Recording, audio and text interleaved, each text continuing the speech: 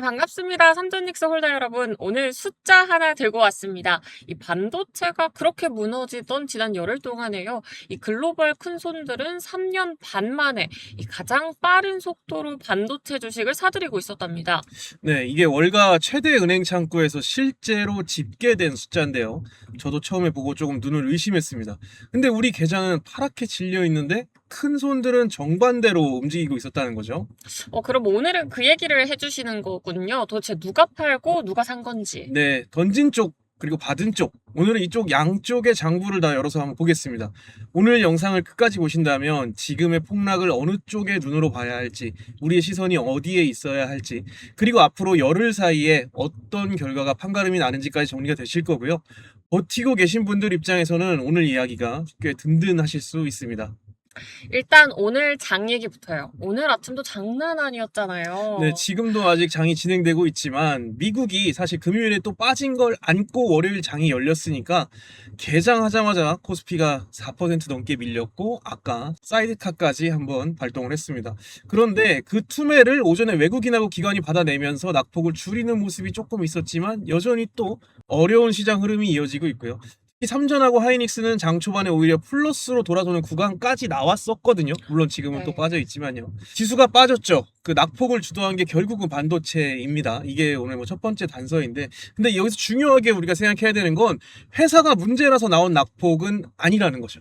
네, 듣고 보니 그러네요. 이 폭락이 반도체에서 시작됐다는데 이게 대체 언제까지 이렇게 갈까요? 네, 일단은 지금 참 어렵죠. 왜냐하면 반도체에서 조정이 올 수밖에 없는 이유가 반도체가 사실 가장 많이 올랐었습니다. 네. 그렇기 때문에 어쩔 수 없는 뭐 그런 상황이라고 좀 표현을 하고 싶은데 보유자분들께서는 이 이야기가 그렇게 달갑진 않을 거예요. 그럼 오늘은 어떤 이야기를 해볼 거냐면요. 그럼 던진 적부터 알려주시죠. 지난주에 대체 왜 그렇게까지 던진 걸까요? 네, 매도가 강했던 쪽의 논리는 딱 한 문장입니다. 사실 AI에 들어가는 돈이 너무 많다. 이게 과연 뒷받침이 계속 되겠느냐.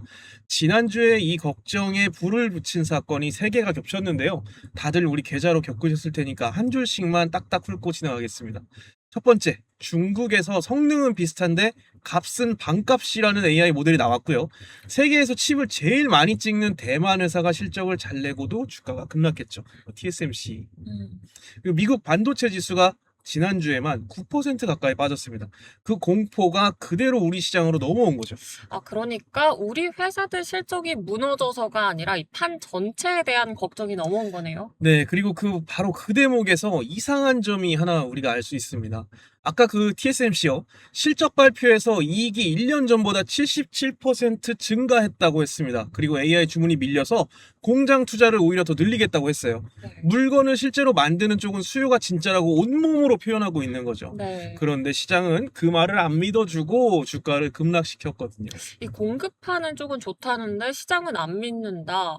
그럼 이건 실적의 문제가 아니라 믿음의 문제겠네요. 맞습니다. 여러분 믿으십시오. 농담이고요. 지금 이 폭락은 실적이 무너져서 나온 게 아니라 앞으로도 계속되겠냐는 그 신뢰가 조금 흔들리는 그림이라고 보는 게 맞을 것 같습니다. 그리고 여러분, 이 신뢰, 믿음의 문제라는 건 뒤집으면요. 실적이라는 숫자가 나올 때마다 검증을 받을 수 있다는 뜻이거든요. 이게 이따가 말씀드릴 채점표하고도 이어질 수 있습니다. 네, 자, 이제 그럼 매수 쪽을 한번 볼까요? 아까 그 3년 반만이라는 숫자, 그게 정확히 어떤 걸까요? 네, 월가 최대은행이 자기네 창구를 쓰는 헤지펀드들의 매매를 집계해서 내는 보고서가 있는데요. 거기서 나온 겁니다. 헤지펀드들이 반도체 주식을 2주 연속으로 팔다가 매수로 확 돌아섰는데 그 속도가 3년 반 만에 가장 빨랐다는 거예요. 미국 반도체 펀드에는 하루 기준으로 역대 최대 규모의 돈이 들어온 날도 있었고요. 이 사람들의 논리는 정말 심플합니다. 팔 사람은 이제 웬만큼 다 팔았다. 여기서부터는 다시 매수를 하는 구간이다. 말로만 그런 게 아니라 이 베팅에 자기들의 돈을 실어 올린 거죠. 그럼 무섭다고 다들 도망가는 줄 알았는데 정작 큰 돈은 들어오고 있었네요. 이 하이닉스 미국 상장 얘기는 지난번에 해주셨잖아요. 그 뒤로는 어떻게 됐을까요? 네, 그 후속을 오늘 이제 말씀을 드릴 건데 이게 바로 두 번째 단서가 될 수 있습니다. 상장 때 주문이 7배까지 몰렸다는 것까지 말씀을 드렸었는데 지난 금요일 미국 반도체가 다 같이 빠진 날에 이 하이닉스 ADR만 혼자 올랐습니다. 국내에서 그렇게 던져지던 매도가 강하던 그 주식이 바다 건너에서는 혼자 버틴 거예요. 네. 그리고 다음 주 화요일이죠. 7월 29일부터는 이 미국 주식하고 국내 원주를 서로 바꿀 수 있는 창구가 하나 열립니다.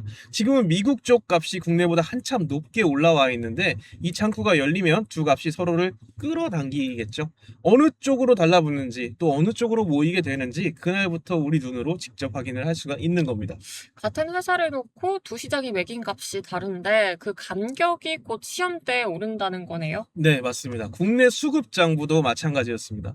폭락 다음날 외국인하고 기관이 하루에 4조 원 넘게 쓸어담으면서 반등을 만들었고 오늘 아침 툼에도 지금 기관이 어느 정도 좀 받아주고 있습니다.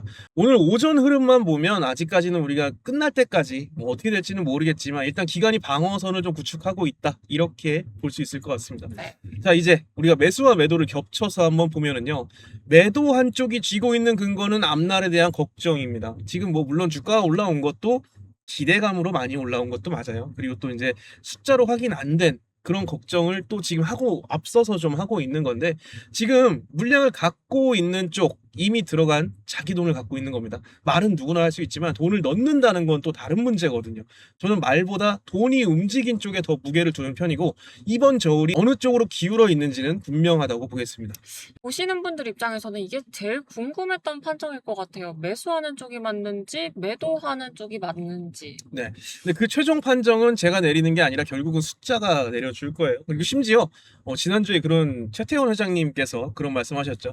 샀다 팔았다 하지 마라. 그냥 아, 갖고 있어라. 이렇게 맞습니다. 회사의 오너가 직접적으로 SK하이닉스 주식 그냥 들고 가라. 라고 말씀을 해주실 정도로 그 자부심 그리고 자신감이 있다는 거 저는 굉장히 긍정적으로 보고 있습니다. 네, 맞습니다. 그래도 좋은 얘기만 하고 끝낼 수는 없죠. 이 매도 쪽 걱정이 진짜로 맞으면요. 네, 만약에 그래서 두 가지 그 사실이 정말이라면 요거 두 개는 인정을 하고 가야 되는데요. 첫 번째는 실적 기대치가 밑으로 살짝 하향 조정이 된 건 사실입니다.